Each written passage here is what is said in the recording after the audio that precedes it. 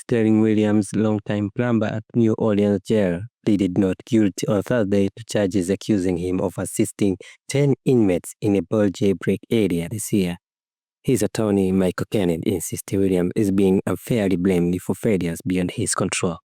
He said in the court, "This is a man who no criminal history, someone who has done his job without issue for years." End of quote. Kennedy told his reporters outside the Orleans Parish Courthouse. He's being used as a scapegoat for a system that failed.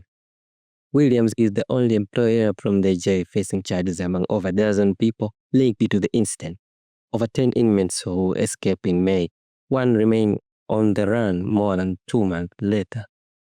Sources close to the investigation told the CBS News that several correctional officers remained unpaid or leave while the state examined their potential involvement. However, the Orleans Parish Sheriff's Office has declined to comment on how many staff are suspended or dismissed. Sheriff Susan Hodgson, who leads the facility, took partial responsibility shortly after the jailbreak. She acknowledged the systemic problems, pointing to years of ignored funding requests for urgent repairs like malfunctioning cell locks and broken cameras. Last week, her office secured $15 million in emergency fund from the state to address those security lapses. Kennedy echoed those concerns, stating, "Why does a 10-year-old jail already need such costly renovations? It speaks to deeper neglect by both the city and the state." End of quote.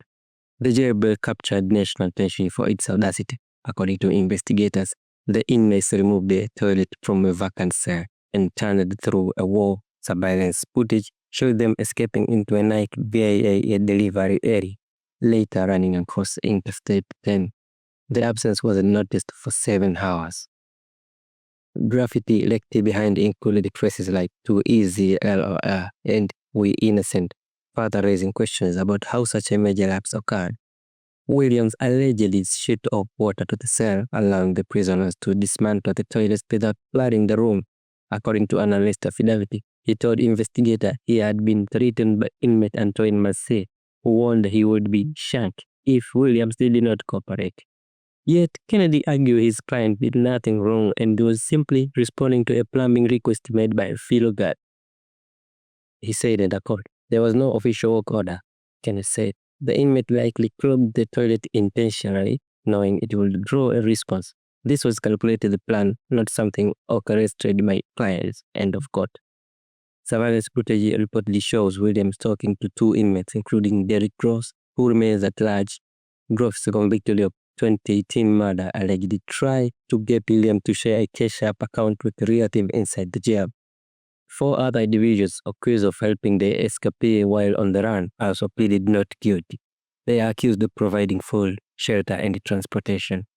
Louisiana Attorney General Liz Morel voiced that all those who played a part inside or outside the jail would face prosecution. Meanwhile, Kennedy criticized the $1 million bond set for his client, calling it excessive and unjust. A hearing to review it then and possibly use the bond